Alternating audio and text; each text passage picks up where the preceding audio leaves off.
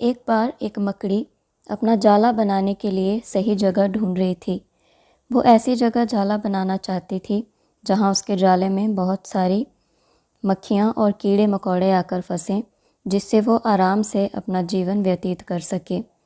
उसे घर के एक कमरे में एक कोना पसंद आया। वहाँ पर वो अपना जाला बनाने लगी।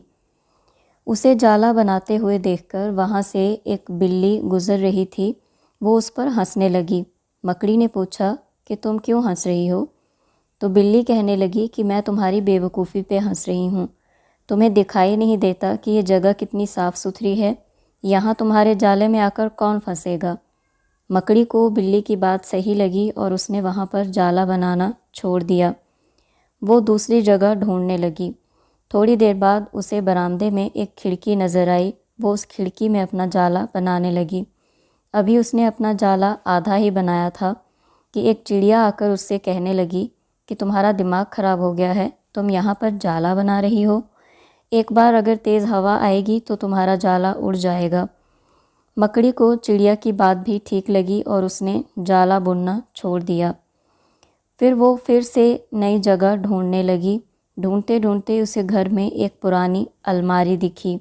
वो उस अलमारी में अपना जाला बनाने लगी तो वहाँ से गुज़र रहे कॉकरोच ने उससे कहा कि अरे, तुम यहाँ अपना जाला क्यों बना रही हो? ये अलमारी बहुत पुरानी हो गई है।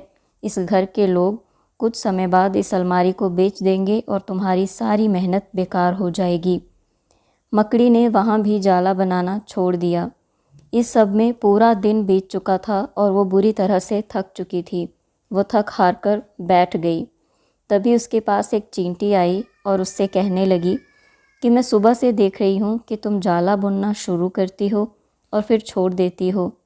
अगर तुम ऐसे ही दूसरों की बातों में आती रही तो तुम्हारा जाला कभी भी नहीं बनेगा और तुम रोज़ ऐसे ही थक हार कर बैठ जाओगी। मकड़ी को चींटी की बात समझ आ गई और वो अपने किए पर पछताने लगी।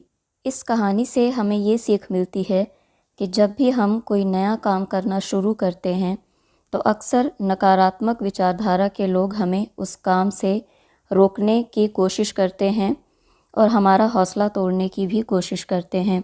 जब भी हम कोई नया काम शुरू करें तो पहले ही उस काम के बारे में अच्छे से सोच विचार कर लें और दृढ़ निश्चय और लगन के साथ उस काम को पूरा करने के लिए जुट जाएं।